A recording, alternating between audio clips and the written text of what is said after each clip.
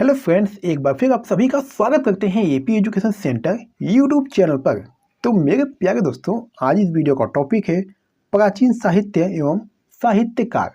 दोस्तों, इस टॉपिक से जो प्रश्न है आपके एग्जाम में 100% जो है बनते हैं।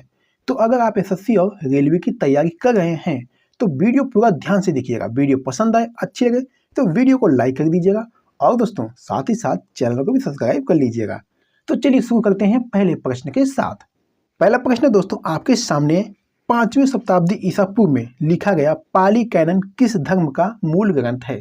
मेरे प्यारे दोस्तों, इस वीडियो में टॉप 10 क्वेश्चन लिए गए हैं और सभी क्वेश्चन जो है सिलेक्टेड और इम्पॉर्टेंट है। अगर आपको किसी भी प्रश्न का आंसर पहले से पता है तो अपना इसको कमेंट बॉक्स में जरूर बताइएगा। तो चलिए इस प्रश्न का सही आंसर देने का प्रयास करिएगा। 5वीं शताब्दी ईसा पूर्व में लिखा गया पाली कैनन किस धर्म का मूल ग्रंथ है। तो मेरे प्यारे दोस्तों, ये बौद्ध धर्म का मूल ग्रंथ है, यानी पहले प्रश्न का राइट आंसर दोस्तों ऑप्शन सी की तरफ जाएगा। चलिए मेरे प्यारे दोस्तों, क्वेश्चन नंबर 2 देखिएगा। निम्नलिखित में कौन सी साहित्यिक कृति संध्याकर नंदी द्वारा रचित है। चलिए इस प्रश्न का सही आंसर दीजिएगा, गलत मत करिएगा। निम्नलिखित में कौन सी साहित्यिक कृति जो है संध्याकर नंदी द्वारा रचित है। तो मेरे प्यारे दोस्तों, ये रामचरितम है, यानी दूसरे प्रश्न का राइट आंसर ऑप्शन सी की तरफ जाएगा। चलिए क्वेश्चन नंबर 3 देखिएगा। निम्नलिखित में कौन सी पुस्तक मेगस्थनीज द्वारा लिखित है। चलिए मेरे प्यारे दोस्तों, इस प्रश्न का सही आंसर दीजिएगा। कौन सी पुस्तक जो है मेगस्थनीज द्वारा लिखित है।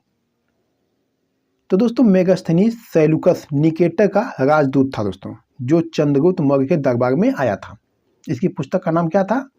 तो दोस्तों इसकी पुस्तक का नाम इंडिका था, यानी तीसरे प्रश्न का राइट आंसर ऑप्शन बी की तरफ जाएगा। चलिए क्वेश्चन नंबर 4 देखिएगा। संगम साहित्य किस भारतीय भाषा में लिखा गया है। चलिए इस प्रश्न का सही आंसर दीजिएगा दोस्तों। संगम साहित्य किस भारतीय भाषा में लिखा गया है। तो मेरे प्यारे दोस्तों, संगम साहित्य जो है ये दोस्तों तमिल भाषा में लिखा गया है।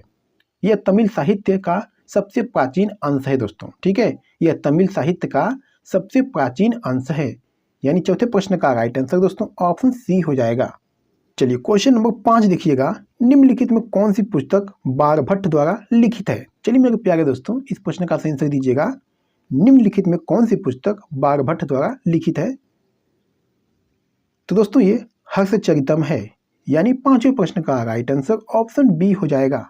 क्वेश्चन नंबर 6 देखिएगा। चोल शिलालेखों में विद्यापीठों के लिए उपहार में दी गई भूमि का उल्लेख जो है दोस्तों किस नाम से किया गया है। चलिए इस प्रश्न का सही आंसर दीजिएगा, गलत मत करिएगा दोस्तों। चोल शिलालेखों में विद्यापीठों के लिए उपहार में दी गई भूमि का उल्लेख जो है किस नाम से किया गया है।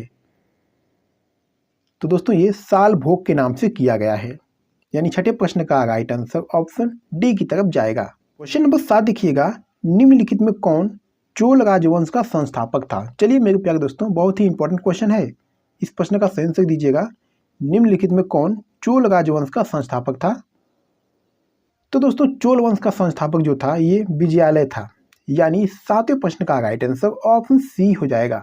चलिए क्वेश्चन नंबर 8 देखिएगा। नटराज की कांस्य प्रतिमा किसके शासनकाल के दौरान निर्मित की गई थी। चलिए इस प्रश्न का सही आंसर दीजिएगा दोस्तों।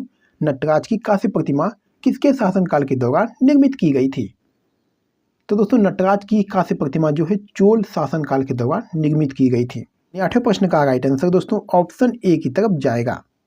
चलिए क्वेश्चन नंबर 9 देखिएगा दोस्तों। 4वीं से 9वीं शताब्दी के बीच कांचीपुरम किस साम्राज्य की राजधानी थी। चलिए दोस्तों इस प्रश्न का सही आंसर दीजिएगा। 4वीं से 9वीं शताब्दी के बीच कांचीपुरम जो है किस साम्राज्य की राजधानी थी। तो दोस्तों ये पल्लवों की राजधानी थी, यानी 9वें प्रश्न का राइट आंसर ऑप्शन बी हो जाएगा। और मेरे प्यारे दोस्तों, पांडवों की राजधानी दोस्तों जो थी ये मदुरा थी, ठीक है। और चोल की राजधानी दोस्तों तंजौर थी, ये भी आपको याद रखना है। जो पांडवों की राजधानी थी ये मदुरा थी और जो चोल की राजधानी थी ये दोस्तों तंजौर थी, ठीक है। तंजौर को अपनी राजधानी बनाए थे। चोल जो है दोस्तों तंजौर को अपनी राजधानी बनाए थे और पांडव जो है दोस्तों ये मदुरा को अपनी राजधानी बनाए थे, ठीक है। मेरे प्यारे दोस्तों, इस वीडियो का लास्ट क्वेश्चन है। निम्नलिखित में से पल्लव राजवंश की राजधानी कौन सी थी।